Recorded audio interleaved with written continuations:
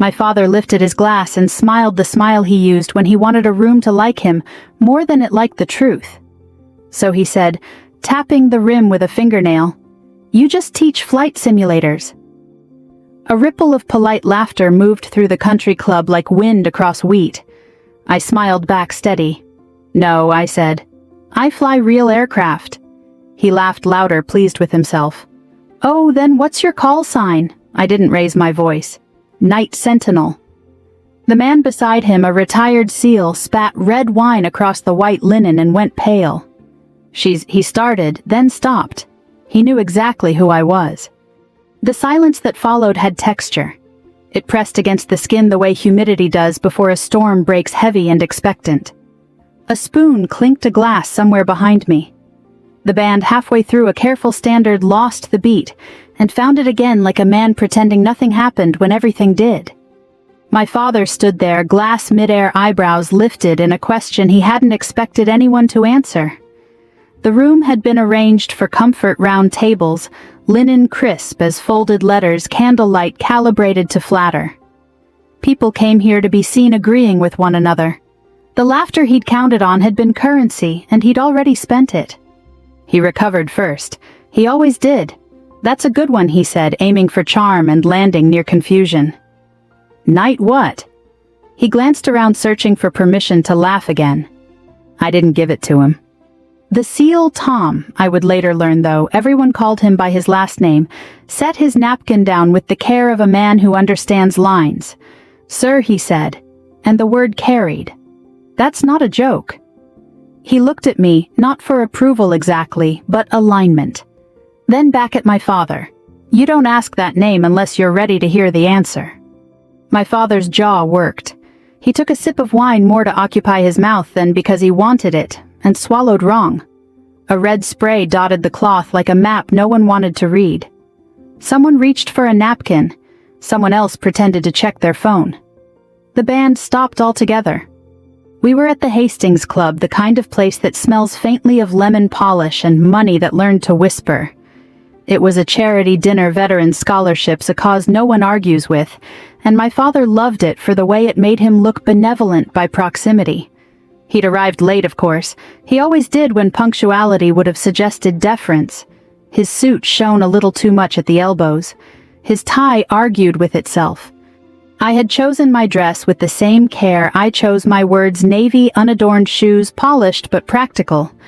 Years of rooms like this had taught me a simple rule: if you don't want to be measured, don't give them a ruler. My hair was pinned back the way I pin it for long nights. Habit is a kind of armor.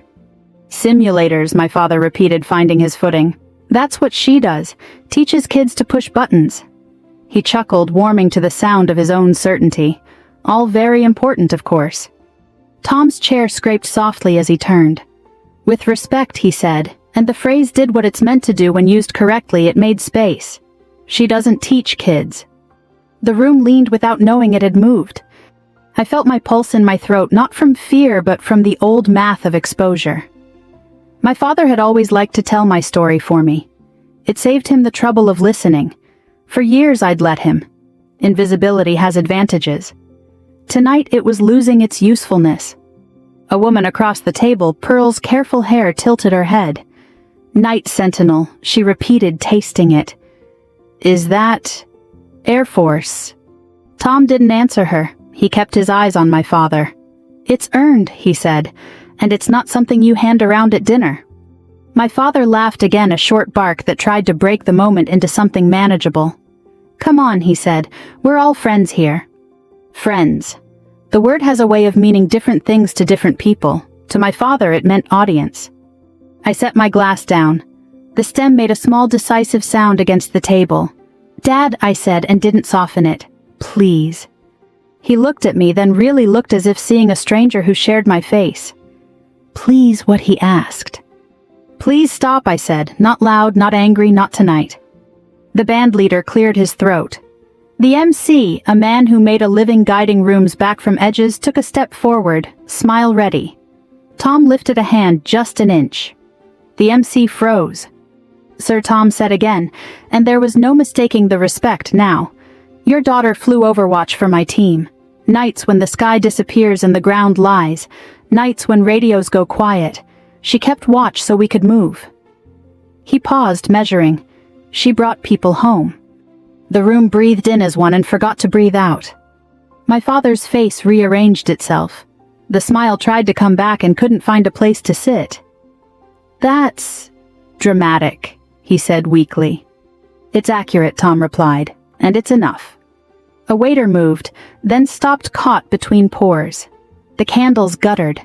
I felt the old instinct rise, the urge to fill the space to make it easier for everyone by making myself smaller. Years of training had burned that reflex down to embers. Quiet professionalism, they call it. Do the work, speak when necessary. Let truth hold its own weight.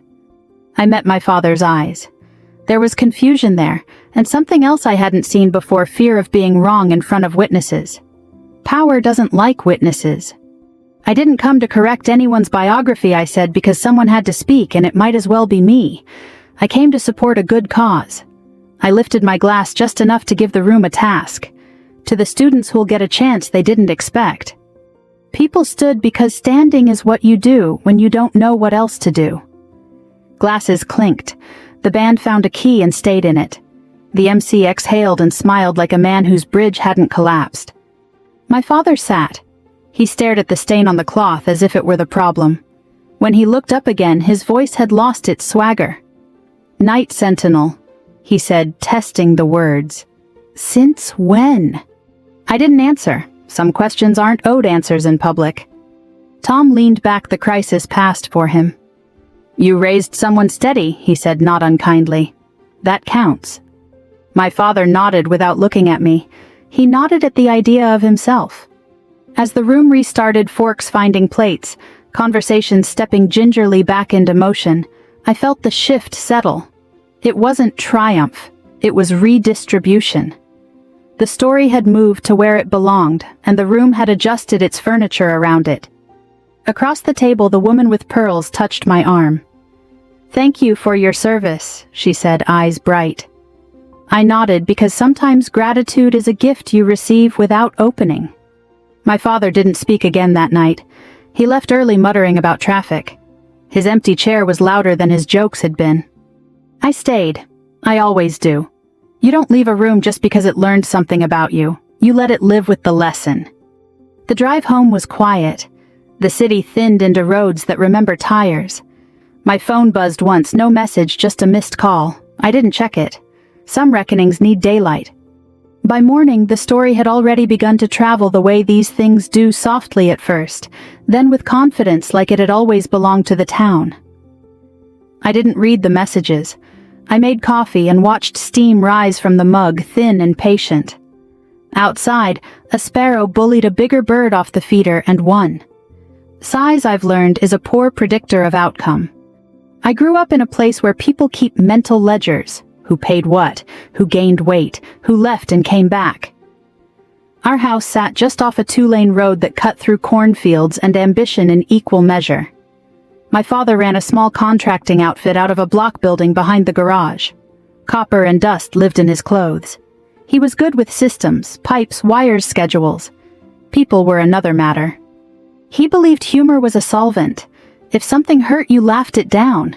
If someone flinched, that was proof they needed toughening.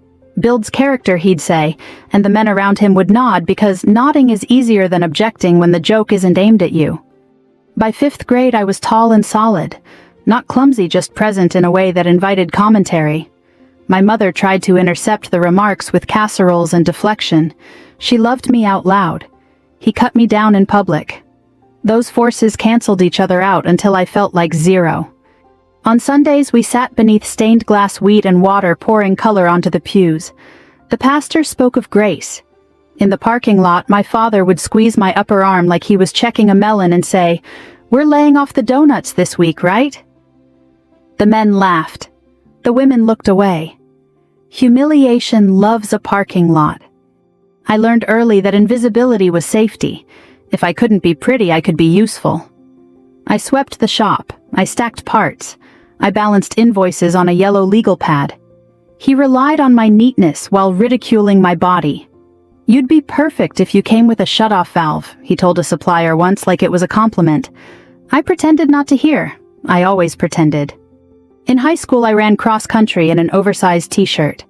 My times were average. I liked the private victory of steady pace, no applause, just breath and grit. A guidance counselor slid a brochure across her desk during senior year. Aviation. "You're organized," she said, "and stubborn. Those go far." My father laughed when I brought it up at dinner. "You'll quit the first time someone yells," he said, chewing with his mouth open. "You can't even handle a hill run." My mother pressed her napkin to her lips. Silence in our house was always the safest answer. I signed papers on my lunch break and hid the copies in my geometry binder. The day I left, my father stood with his thumbs in his belt loops like a foreman of the world. "Try not to embarrass us," he said. I lifted my bag and didn't look back. Training liked neatness and stubbornness. So did I. The cadence in my head changed from my father's voice to an instructor's bark, and somehow that felt like mercy. The instructor didn't know my history or my body. He cared about checklists, headings, weather. I could work with that. Work is a refuge when your worth has always been contested. I didn't tell my father what I flew, or where, or why. Partly because of security, mostly because I was tired of auditions. If he couldn't be proud without conditions, I'd stop offering him the chance to reject me. I showed up to holidays in plain clothes, never mentioning nights spent above deserts, or water watching the ground for movement that didn't belong. To him, I was the daughter who never quite measured up.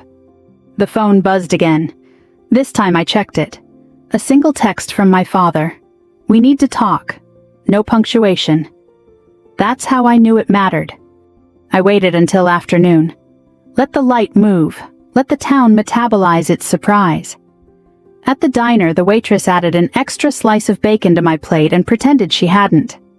An older man at the counter cleared his throat and said, "Ma'am," like it was a flag. I nodded back. There are handshakes that don't require hands. I drove to the shop at dusk. The roll-up door was half open. A radio played classic country soft enough to be embarrassed about.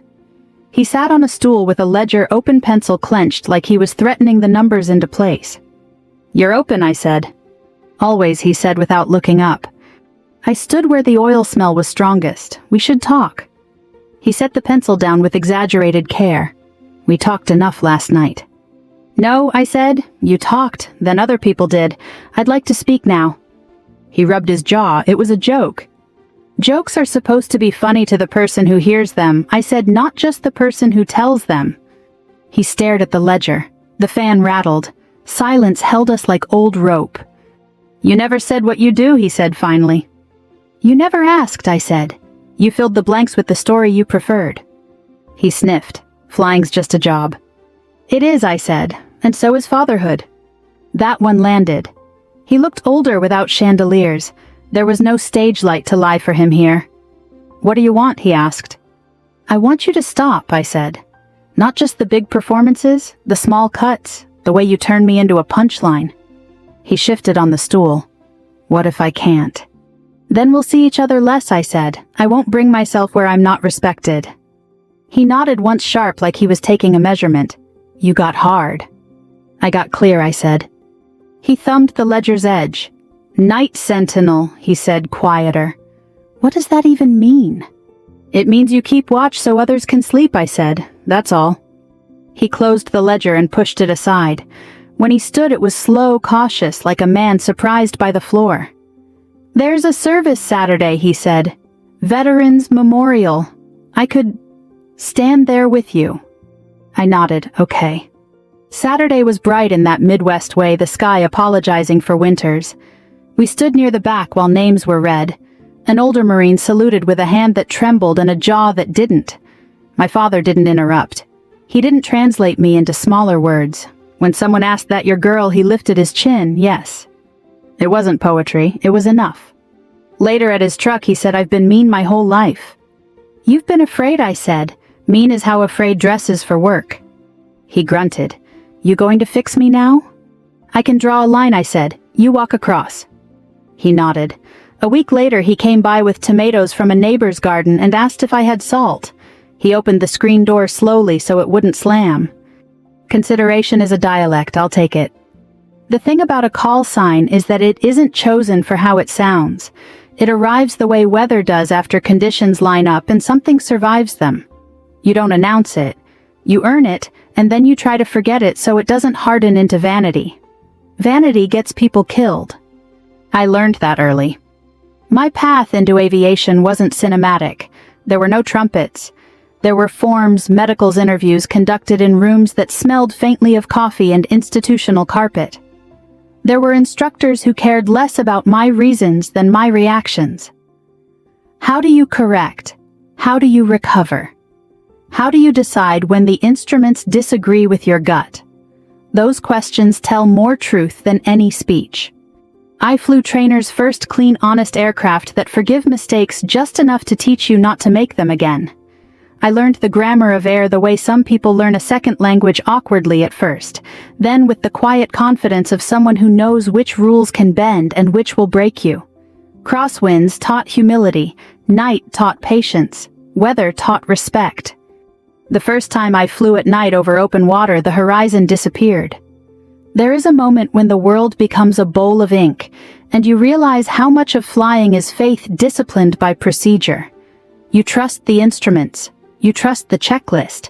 You trust the training drilled into muscle memory. You do not trust the voice that says, "You're fine. Relax." That voice lies. I didn't tell my father about any of it.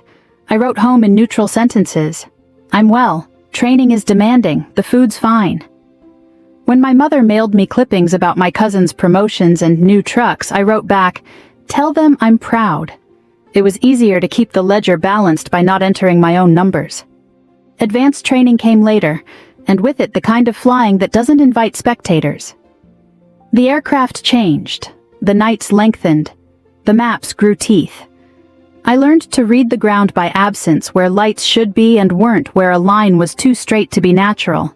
I learned to hold position when everything in you wants to move, to wait, to watch. There's a rhythm to operations that doesn't make the movies. Long hours of nothing punctuated by minutes where everything matters. You learn to speak in half sentences that carry weight. You learn that calm is contagious. You learn that fear can be useful if it sharpens instead of scatters. The night that earned the name wasn't dramatic in the retelling. It never is. A team had gone long. Comms went thin, then quiet. Weather was turning. The kind of weather that erases mistakes by making them fatal. I took station and stayed there. Hours passed. Fuel math became prayer. The ground offered suggestions that weren't friendly. I remember thinking about my hands, how ordinary they looked on the controls.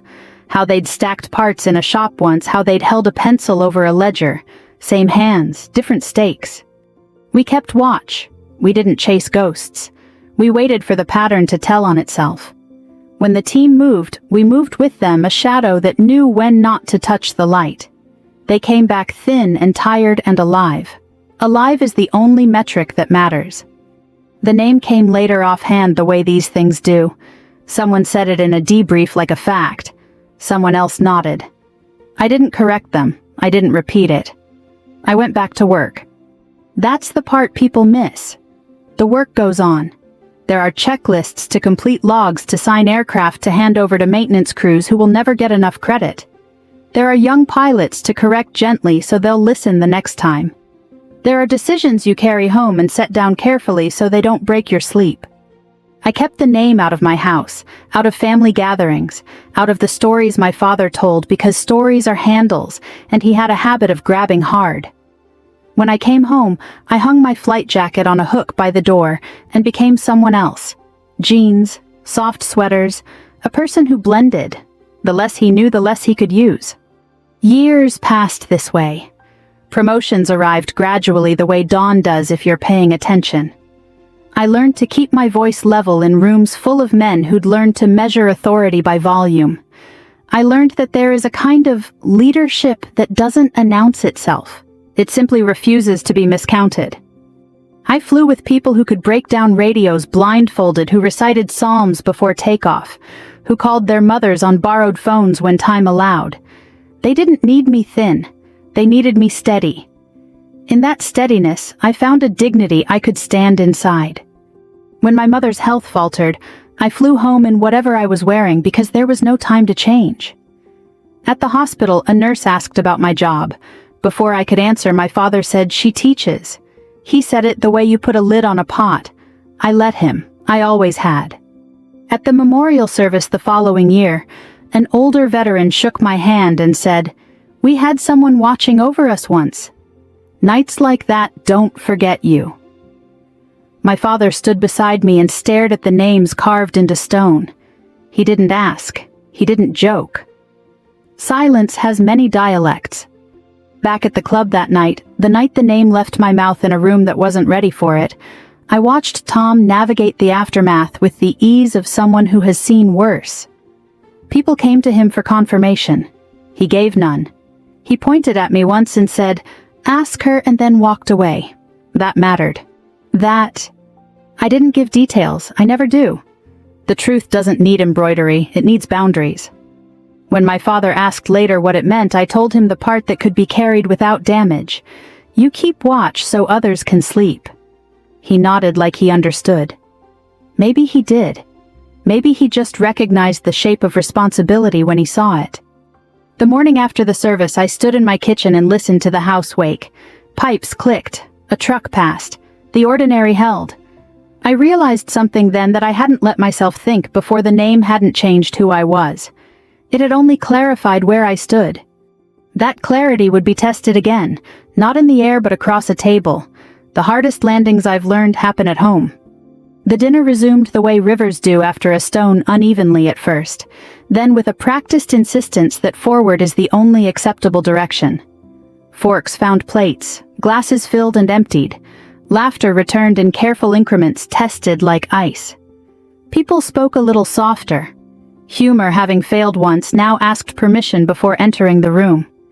My father did not speak. He sat with his shoulders, set eyes moving from the stain on the linen to the candle flame, and back again, as if those were safer subjects than the person across from him. When he did look up, it was with the expression of a man searching for instructions that weren't there.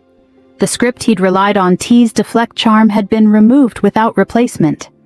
Tom drifted away from our table, a tactful retreat that did him credit. He had done what he came to do, though I doubted he'd known it when he arrived. People stopped him anyway, the way they do when they want to touch certainty. He nodded, deflected, redirected. He refused to perform. That mattered too. Across the room, the MC leaned toward me with the practiced smile of a man who has learned that bridges are built one plank at a time. "Would you like to say a few words?" he asked, quiet enough to keep it from becoming a dare. I shook my head once. "Not necessary," I said, and it wasn't. Not yet. My father's friends, men who had laughed easily at his jokes for years, suddenly found their napkins fascinating. One of them cleared his throat. Another adjusted his cufflinks. The room had learned something about itself, and like all lessons learned in public, it required a period of rearrangement. A woman at the next table leaned over. "Night sentinel," she said, "careful. Is that dangerous?" "It's work," I said. "So is being a good neighbor." She smiled, relieved by the ordinary shape of the answer. People prefer danger when it wears a costume. Responsibility is harder to applaud. When the band began again, something with a backbone, familiar enough to be safe, the sound stitched the room together. Couples stood. A few brave souls found the dance floor. Motion helps when you're trying to believe things have returned to normal. They hadn't. Not really. Power had moved quietly the way it does when it decides not to announce itself. My father felt it. I could see him registering the absence of laughter, the lack of reinforcement. He drank water instead of wine. His hand shook just enough to catch the light. Later, as plates were cleared and the evening leaned toward its end, he stood and approached me. No glass this time, no audience he could count on. "You could have told me," he said low. "I could have," I agreed. "You could have asked." He frowned. "I didn't think." "That's the problem," I said, not unkindly. "You thought you knew." He opened his mouth, closed it. The band slid into a slower number. A couple brushed past us, murmuring apologies. The room had given us a pocket of privacy without meaning to. "What happens now?" he asked. We finished dinner, I said. We go home. Tomorrow looks like tomorrow. He nodded, dissatisfied. He wanted an ending he could understand. I wasn't ready to give him one. Outside, the air had cooled. The parking lot glittered with chrome and intention. My father paused by his car keys in hand. "Night Sentinel," he said again, trying the words like a tool he didn't own. "Since when?" I met his eyes. "Long enough." He exhaled. "You embarrassed me." "I was embarrassed," I said, "for years." He flinched. That was new. We drove separate ways. I took the long route home, the one that passes the river, and the old grain elevator, the one that gives you time to feel your way back into yourself. At a red light, my phone buzzed. A message from an unknown number. "Thank you for keeping watch." No signature, no need. The days that followed were a study in aftermath. The town metabolized the event with the efficiency of small places, quickly, loudly, with witnesses. At the hardware store, a man I'd known since childhood tipped his cap and said, "Ma'am," like it was a decision. At church, a woman pressed my hand and whispered, "My son flies. Pride and fear share a border." My father did not call. On the third day, I decided to go to him. Not because I owed him anything, but because avoidance has a way of turning into something that looks like consent. The shop smelled the same oil dust, the sweet tang of solvents. He sat at the bench, radio murmuring. When I stepped inside, he didn't look up. "You're here," he said. "I am," I said. He set his wrench down. "People are talking." "They always are." He rubbed his hands together as if warming them. "They say you're some kind of hero." "I do my job," I said. He nodded, unsatisfied again. "You could have corrected me." "In front of everyone I asked you to stop." He stared at the wall where a calendar hung months out of date. "I didn't hear you." "I know," I said. "That's what I'm saying." Silence stretched. The radio crackled. Outside, a truck passed. "I don't like being wrong," he said finally. "No one does," I said, "but being wrong isn't the worst thing." "What has he asked?" "Being cruel," I said, "and calling it humor." He swallowed. The word had landed where it was meant to. "I need you to understand something," I continued. "What you said wasn't a one-off. It was a pattern. And patterns require boundaries." He looked at me, then really looked. "You going to cut me off?" "If you keep cutting me," I said, "yes." He nodded slow. "I don't know how to talk without joking." "Then learn," I said, "or say less." He considered that the way a tradesman considers a new tool, suspicious, curious, aware it might change the work. "There's a service Saturday," he said at last. "Veterans Memorial, names, flags." He hesitated. "You could stand with me." "I can," I said, "if you can stand with me." He met my eyes and for once didn't look away. "I can try." Trying isn't everything, but it's a start. As I left, he called after me, "Night Sentinel." I turned. He nodded once like a man marking a measurement. No joke, no audience, just the word placed where it belonged. The hardest flights I've learned aren't the ones that scare you. They're the ones that require you to change how you land. Saturday arrived clear and undecided, the kind of day that pretends neutrality while quietly taking notes. I drove to the memorial early, not because I like being first, but because I like knowing where to stand before a crowd decides for me. The square sits between the library and the post office, a practical patch of grass edged by sidewalks that have learned the weight of parades and grief. Flags lined the path, their fabric stiff in the morning air. A brass quintet warmed up with careful notes that sounded like apologies. My father's truck pulled in 5 minutes later than he said it would. Some habits are structural. He parked crooked, corrected again. When he stepped out, he had shaved. His tie was quiet. That alone told me he understood this wasn't a stage. We stood near the back. He didn't grab my arm. He didn't steer me. He stood beside me like proximity was something you practiced. The mayor said the expected things. Names were read. An older Marine saluted with a hand that trembled and a jaw that didn't. When the anthem began, my father placed his hand over his heart without theatrics. He didn't look at me, but he didn't look away from the flags either. Afterward, people drifted. A woman in scrubs balanced a toddler on her hip and thanked me for my service with a voice that meant it. A man from my father's bowling league cleared his throat and said, "Heard about the dinner." My father answered before I could. "She didn't give a speech," he said. "She set a standard." He didn't look at me when he said it. He didn't have to. Progress is sometimes subtraction. At his truck he lingered. "Coffee?" he asked like it was a truce. "Sure," I said. We went to the diner where the booths remember elbows. The waitress poured without asking. "Regular," she said to him. He nodded. To me, she said, "Black." I smiled. People notice things. We ate in a quiet that wasn't hostile. He talked about copper prices, about a kid at the shop who over-tightened a valve and learned humility the honest way. I told him about a sparrow that bullied a blue jay off my feeder and won. He frowned, then laughed once, surprised. Metaphors arrive whether you invite them or not. "You going back soon?" he asked. "Yes," I said, "there's always work." He nodded. Figures. The phone started ringing that afternoon. Not for me, for him. I could tell by the way he stiffened, by the way he took calls outside and returned with his jaw set. When he finally said something, it came out sideways. "Your aunt wants to know why I never mentioned what you do." I sipped my coffee. "What did you tell her?" "That it wasn't my story," he said, testing the phrase. "And that I didn't ask." "That'll do," I said. At home, the house settled around me. I lined vases from the dinner with water and watched flowers bow their heads like they'd stayed up too late. I set my phone face down. The truth doesn't need replies. Messages came anyway. Old friends, former classmates, some proud, some apologetic. A few curious in the way curiosity becomes when it's decided you owe it something.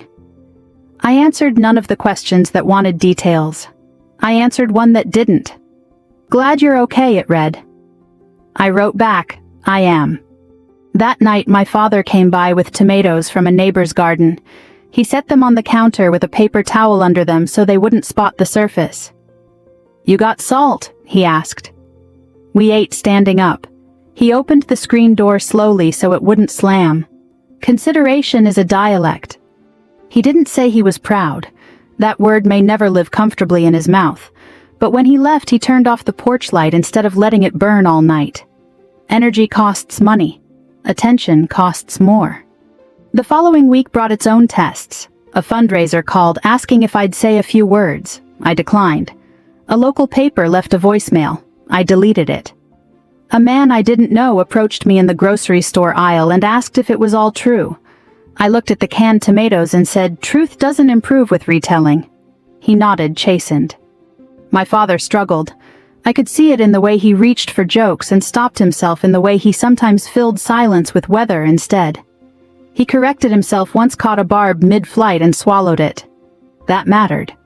"Night sentinel," he said one evening, not as a spectacle, but as a question. "Does it ever stick?" "Sometimes," I said. "Then you put it down." He considered that. "I never put anything down." "I know," I said. "You can learn." He didn't argue. The town adjusted. At church, no one commented on my body. They used my name. At the hardware store, men who had once smirked now nodded. Respect can arrive late. It still arrives. On Thursday, my father called. "There's a cookout Sunday," he said. "Your brothers." I told him, "You're coming." "I'll come," I said, "if it stays civil." "It will," he said quickly. Too quickly, then softer. "I'll make it so." At the cookout, the men gathered around the grill like it was a campfire. Stories cycled. My father wandered over with a plate, nodded at the chicken, then turned to me. For a moment the old script hovered. He cleared his throat. "This is my daughter," he said. He paused. The pause mattered. "She runs things bigger than this grill. She takes care of people." He set his plate down. "That's all I'll say." It wasn't poetry, it was enough. Later he sat beside me on the porch. "I don't like being corrected in public," he said. "I don't like being diminished in it," I said. He nodded. "Fair." When I left, he handed me a jar of pickles. "Figured you might like these. Apologies take many forms." That night I packed for a flight. The familiar ritual steadied me, boots by the door jacket on the hook. I slept without counting. In the morning, as I locked up, my phone buzzed. A text from my father, "Be safe." 2 words. No punctuation, no performance.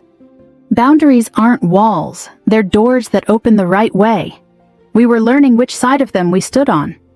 The weeks that followed settled into a pattern that felt earned, not easy earned. My father spoke less. When he did, he chose his words the way a man chooses steps on ice, careful testing, willing to pause. I noticed.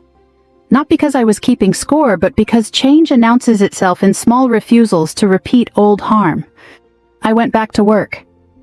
The airfield greeted me with its honest smells, fuel rubber coffee burned by someone who forgot the pot.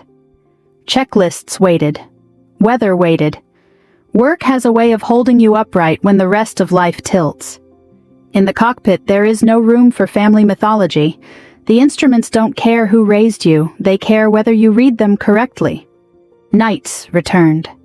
So did the rhythm climb, settle, watch. The world below arranged itself into patterns you could trust and patterns you couldn't. I kept watch. Others slept. That exchange still felt fair.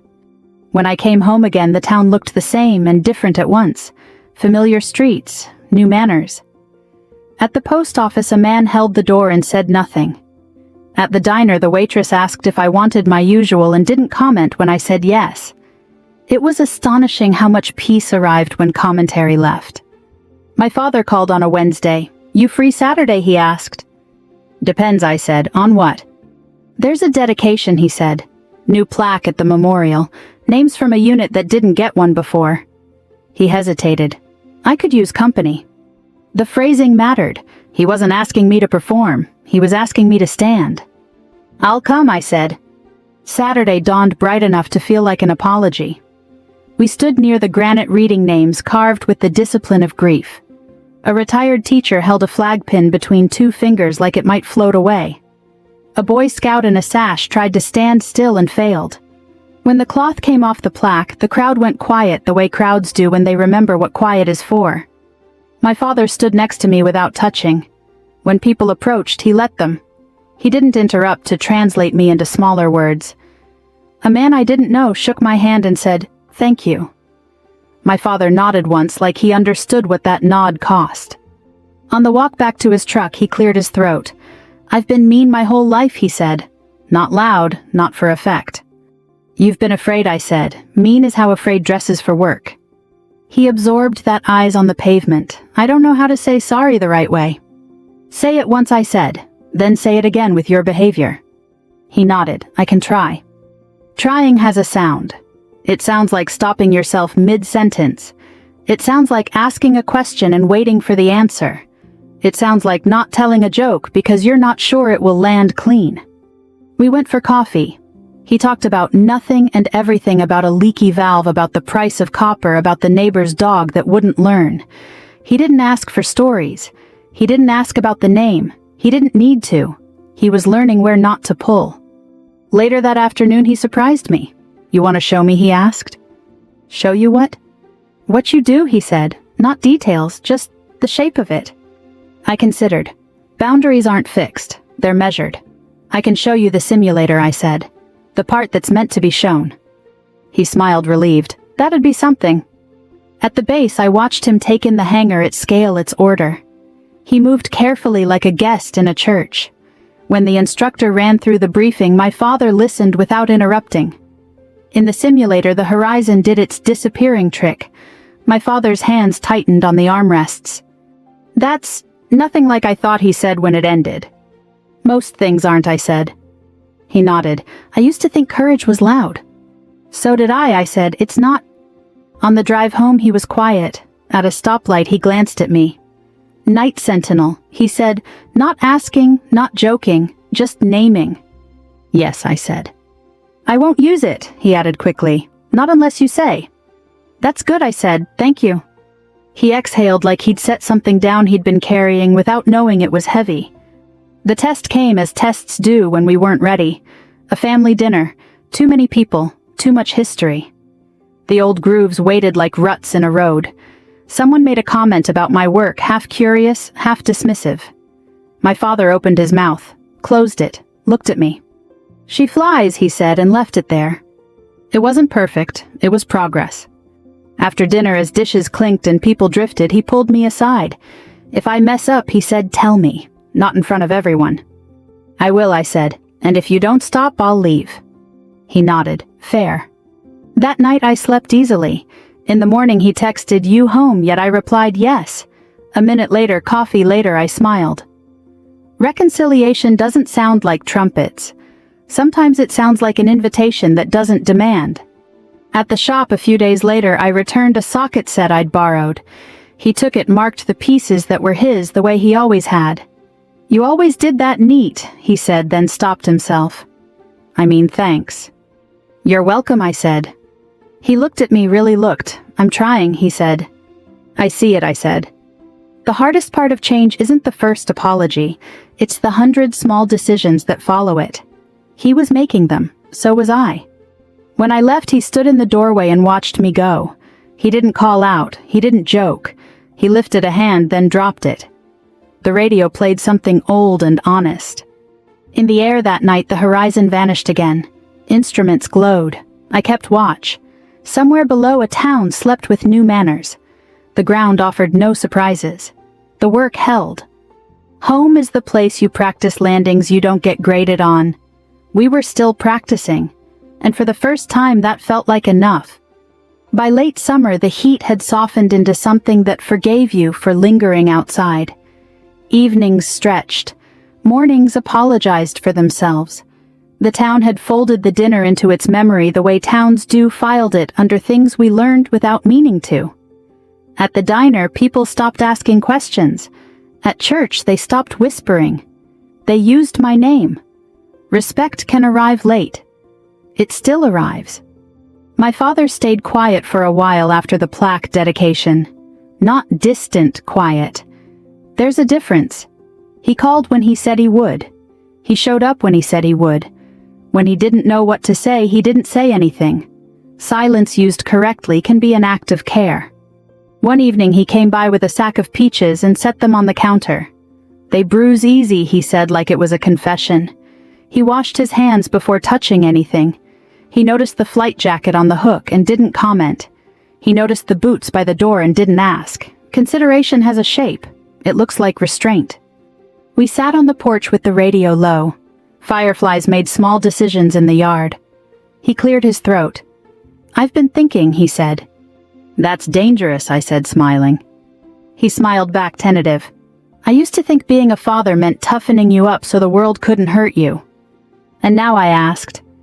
And now I think the world was never the problem, he said. I was. We let that sit. Not every truth needs a reply. A week later, at a neighborhood cookout, someone new asked the old question, the one that used to arrive wrapped in a smirk. So what do you do? He said, casual, curious, a little dismissive. I waited. My father was closer to the grill than I was. He looked at me, then back at the man. She flies, he said. No flourish, no joke. And she keeps people safe. The man nodded. Well, he said, properly chastened, thank you. My father didn't watch my face for approval. He flipped a burger and let the smoke do its work. Later, as dusk settled, he handed me a plate and said, You want the corner, less char? It was a small thing. It mattered. Work took me away again. It always does. The airfield greeted me with its familiar truths. Nights returned. Weather argued. I watched the horizon disappear and reappear, patient as a heartbeat. There were moments when the old reflex rose, the instinct to be invisible, to keep everything I was from becoming something someone else could mishandle. I let the reflex pass. You don't have to erase yourself to stay safe. You can draw lines. When I came home, my father had fixed the screen door. It no longer slammed. He'd noticed. He'd cared enough to do something about it. On Sundays, we sat beneath the same stained glass wheat and water, pouring color across our shoulders.